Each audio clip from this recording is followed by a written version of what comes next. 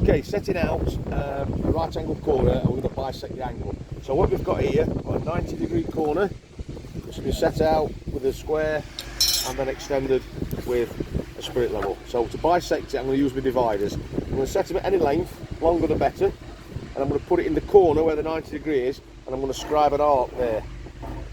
I'm going to carry that arc on up to the other line,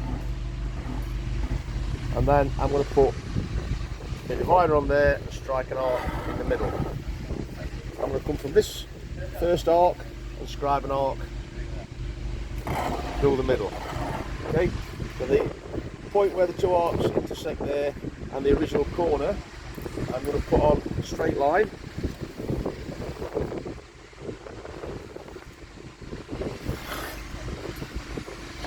I'm going to carry on through the corner. Okay, so what I've done there, I've now bisected that angle of 90 degrees into 245s. So if I'm now setting out and I'm going to cut anything, that gives me the angle. Then I take my bevel gauge, sliding bevel gauge, and I open that up and I place it on the internal angle.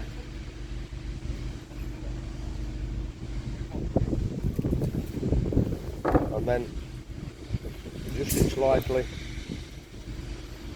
then lock it into place. Then if I change it over, what we'll find, we've got exactly the same angle on both sides. So if I'm cutting a paving slab, a piece of timber, a brick, anything, that is now the cut for that side, and that will be the cut for that side.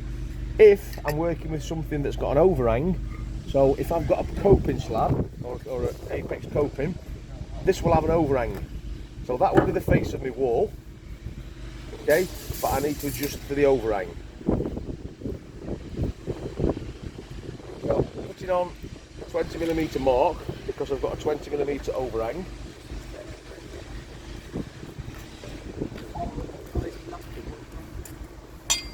I'm going to line that through.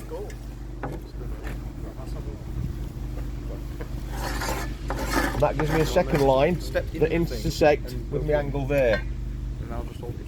So I've got the face of my wall and my overhang. So what I do now, I'll put my coping on the overhang so it's got a distance from the wall, and I slide that forward till it intersects with my corner.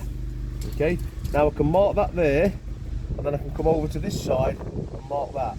And then with my square, I can bring that mark up to the top. Cool. Okay, and I can join them through now. That's now giving me a 45-degree cut. I'll repeat that on that side, marking the overhang on and bringing the line through, and that should bring it to that line.